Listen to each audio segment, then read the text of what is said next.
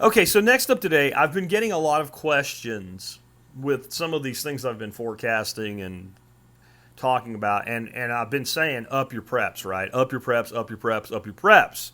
Like there's going to be supply chain issues. You've got all of these things going on in these major cities, and as these major cities have conflict and these major cities have turmoil, understand how many things that you buy and you use, whether you order it online or whether you buy it at a local store, one way or another has to get to you.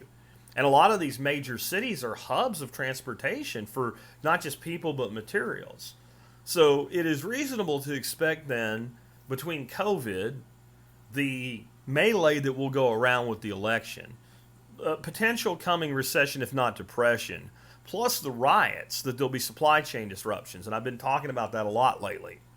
So people have been saying to me, what are the 20 things that I should buy? If I only had $200 to invest, what would you suggest? Like, there's 100 variations of that question. And what they're all saying is, I want you, Jack Spirko, to tell me, Tom Jones or Bill Smith or whatever, what I need for my life. And the only thing I can say to that is, I don't know. I mean, there are certain things that we can all look at and say, yeah, food, making sure we have water, some way to have backup power and energy like gasoline in a generator, all the things we talk about with prepping all the time. But I assume that most of you guys that follow me, unless you're brand new to this, if you've been following me, that you know what that basic plan is. And what you're really saying is, okay, I've got basic preparations in place.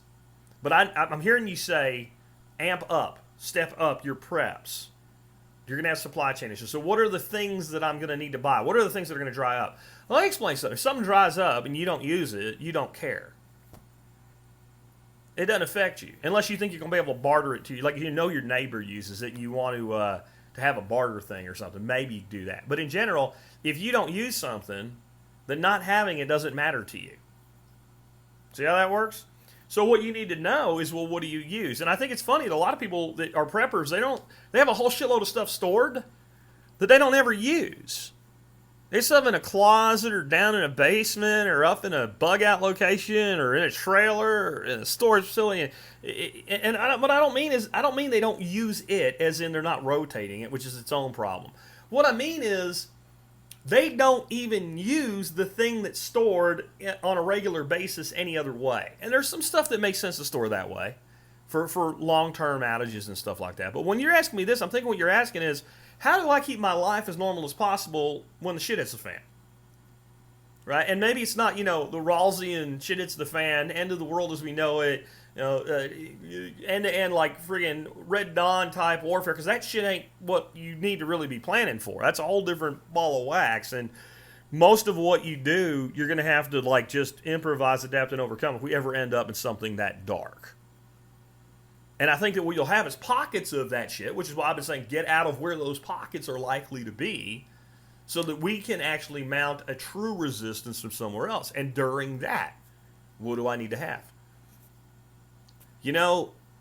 When I talk about food storage, my first step is always have a food journal. Just get a cheap notebook or even just a piece of printer paper, something like that. Put it on your countertop. Every time you eat anything out of your refrigerator or your pantry, or the kids eat it, or the wife eats it, or the dog eats it, write it down on that piece of paper. If you've already written it down on that piece of paper and you're doing it again, put a star next to it. See how that works? Put a star next to it.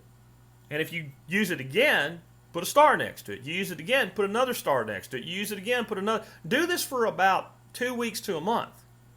You're going to end up with a list that's not as long as you expect it to be. And some stuff's going to have a whole shitload of stars next to it. That's the stuff you use the most.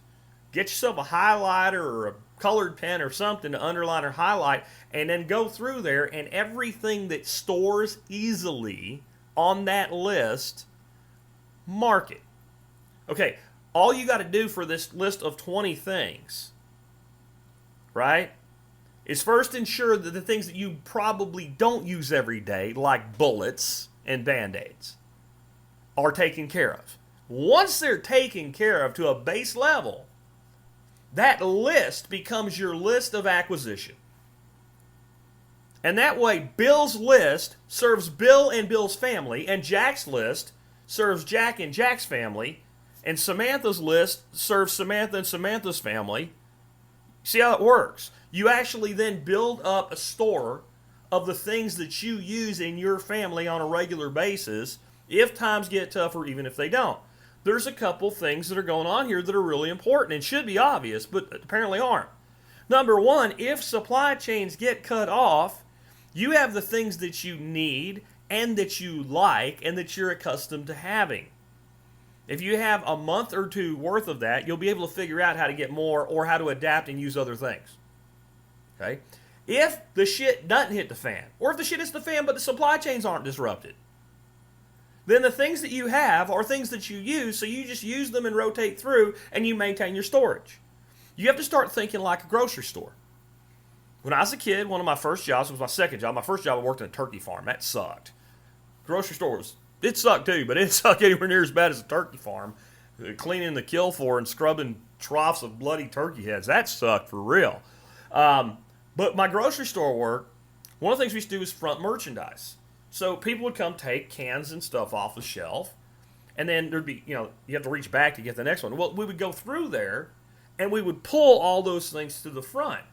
And if we had, like, new stock for old items, we would actually take them off the shelf, stock from the back, and then replace the older stuff so the newer stuff got used first. And the goal was to try to keep those shelves always stocked deep so we never ran out of anything, didn't have no pissed off customers. Your family and you are your customers of your pantry. And whether it's food or other supplies, that's how you should be thinking.